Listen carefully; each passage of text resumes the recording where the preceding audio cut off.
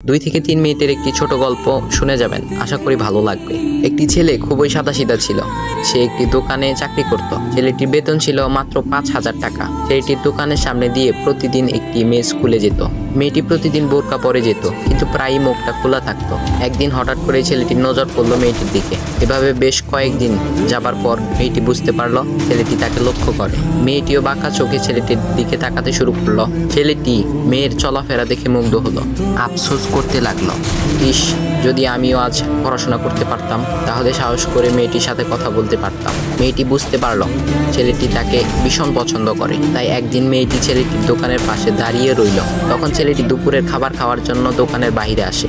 সে চায়ের দোকানে গিয়ে 5 টাকার একটি রুটি খেয়ে পানি পান করে আসতে লাগলো। তখন মেয়েটি তার কাছে গেল। তুমি ভাত খেলে না, রুটি দিয়ে পেট ভরবে?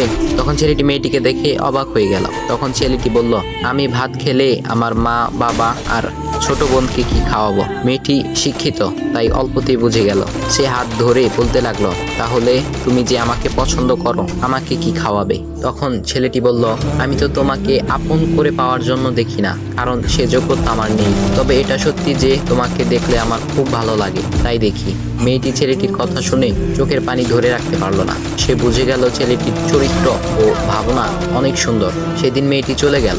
বাসায় গিয়ে রাত্রিবেলা মেয়েটি অসুস্থ হয়ে পড়লো। পরে তাকে ডাক্তারের কাছে নিয়ে আসা হলো। বলা হলো মেয়েটার 2টি কিডনি নষ্ট হয়ে গেছে। তখন মেয়ের বাবা ফোন করলো তার বন্ধুর ছেলেকে, যার সাথে বিয়ে দেওয়ার জন্য সে পাগল। কিন্তু মেয়েটি তার বাবার পছন্দের ছেলেকে বিয়ে করতে রাজি না, কারণ সে ছেলেটি টাকা থাকলেও কি হবে, তার চরিত্র খারাপ, সে লোভী। এদিকে মেয়েটির কোনো লোভ ছিল না। যাই হোক, হবু জামাই আসার পর তাকে সব খুলে বলল, তোমার থেকে একটি কিডনি খুলে আমার মেয়েকে দাও। তুমি তো বলছো আমার মেয়েকে তুমি অনেক ভালোবাসো, তাকে পেলে তুমি ভালো হয়ে যাবে, তাহলে আজ পরীক্ষা দাও। তখন ছেলেটি বলল, আমি আপনার রোগা মেয়েকে বিয়ে করতে পারবো না, আমার কি সুস্থ মেয়ের অভাব নাকি? এ বলে সে চলে গেল। বাবা তখন কেঁদে কেঁদে মেয়ের কাছে সব